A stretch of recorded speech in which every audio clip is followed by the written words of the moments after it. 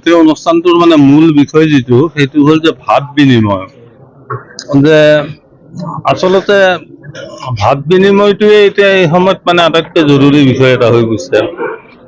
যিটো দেশৰ তাৰ মানে অস্থিৰ অৱস্থা, ধৰ্মৰ যিটো মেৰুকৰণ আৰু ধৰ্মৰ ভিত্তিত মানুহখিনিক তাৰমানে দিনে দিনে ভাগ কৰাৰ যিটো মানে প্ৰৱণতা চলি আছে, এই প্ৰৱণতাটোৰ বিৰুদ্ধে এই যে পশ্চিম নলবাৰী কেন্দ্ৰীয় মানে মছজিদ কমিটিয়ে এনেধৰণৰ উদ্যোগ এটা লৈছে যে কেনেকৈ সম্প্ৰীতিৰ মানে বাতাবৰণ এটা আনিব পাৰি।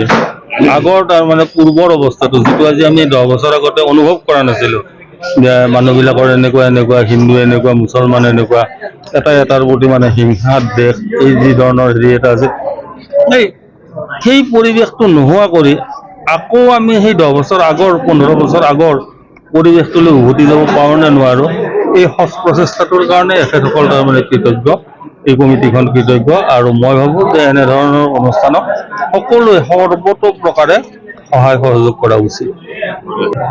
কেন্দ্ৰীয় মছজিদৰ এই পবিত্ৰ মাহে ৰমজানত আমি প্ৰতি বছৰে দৰে এইবেলিও আমি পশ্চিম নলবাৰী কেন্দ্ৰীয় মছজিদৰ ফালৰ পৰা বৃহত্তৰ পশ্চিম নলবাৰী অঞ্চলক লগত লৈ তথা আমাৰ অনুষ্ঠানসকলক লগত লৈ আমি প্ৰত্যেকবাৰে ইফতাৰৰ আয়োজন কৰা হয়। এইবেলিও আমি আয়োজন কৰিছোঁ। গতিকে আটাই আজি বহুত বৰষুণ দিছে যদিও গোটেই মানুহখিনি আহিছে, আমি মুঠে আনন্দিত হৈছোঁ। আৰু মই প্ৰত্যেককে আমাৰ পশ্চিম নলবাৰী কেন্দ্ৰীয় মছজিদৰ ফালৰ পৰা আন্তৰিক ধন্যবাদ জ্ঞাপন কৰিছোঁ।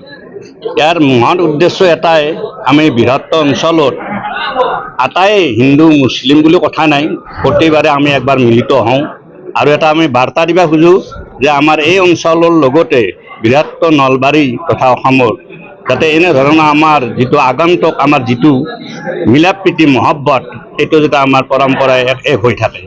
বাকী কোনোবা ৰাজনীতি কৰি কৰা খেতি আমাৰ ক'ব লগা একো নাই।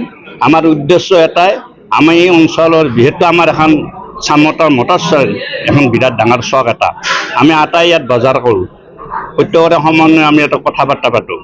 এই মহান উদ্দেশ্য লৈ আমি অনুষ্ঠানটো গঢ়া হৈছে আৰু অনুষ্ঠানটোৰ কাৰণে প্ৰত্যেকে যাতে আশাবাদী আমি এনেকৈ সদায় লগ হৈ থাকিব পাৰোঁ, আমি এক হৈ থাকিব পাৰোঁ।